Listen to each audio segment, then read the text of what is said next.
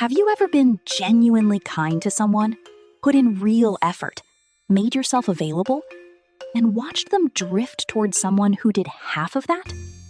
It feels unfair, because it is. But here's what nobody tells you.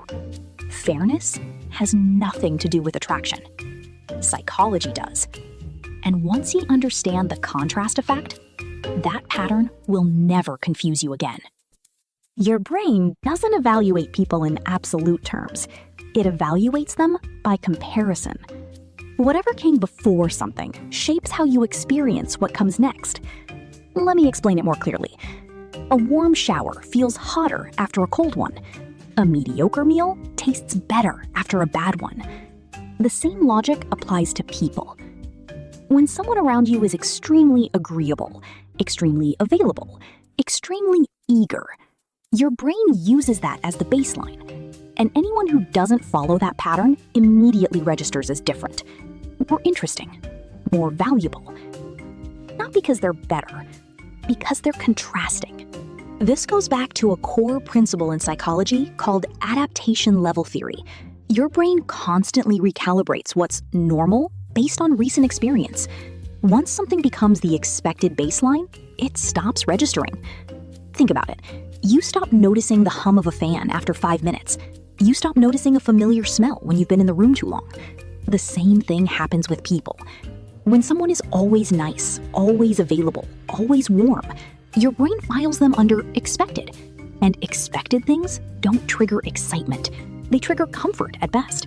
And comfort, while valuable, is not the same as attraction. Now let's see how it shows up. Scenario 1. In dating and attraction. You meet someone. They're warm, interested, texting back instantly, always free. Feels good at first, but slowly, something shifts. The excitement fades. You start feeling less drawn to them, even though nothing bad happened. That's the contrast effect. Their consistency became the baseline. And once something is baseline, your brain stops releasing the chemicals that create attraction. Now flip it.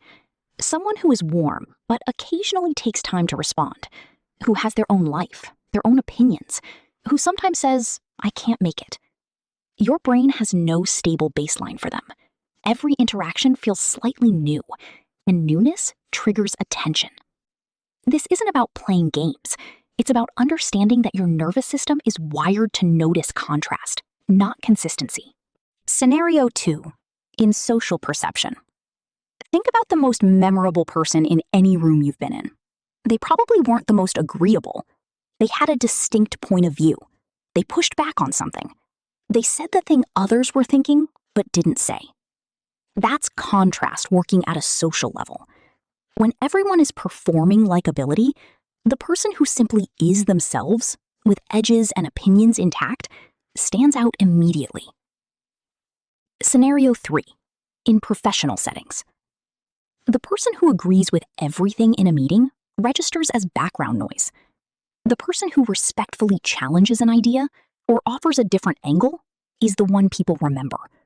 Not because they were difficult, because they created contrast against the expected behavior. What to actually do? You don't need to become cold or difficult. That's not the point. The point is to stop flattening yourself to fit what you think people want. Keep your opinions. Maintain your own schedule. Don't abandon your life to be available. Let conversations end before you've said everything. Leave some space unfilled. Contrast isn't about withholding warmth. It's about not making yourself so predictable that your brain becomes wallpaper to the people around you. Be warm, but be a person first. The most attractive, most memorable, most respected people you know are not the nicest ones. They're the most distinct ones. And distinction doesn't come from trying harder. It comes from editing, saying less, doing less, being more selective with where your energy goes. Your presence should feel like something. If this opened up something you want to keep exploring, subscribe to the Inner Lab. We go one layer deeper into the psychology of how you think, how others see you, and what actually drives human behavior.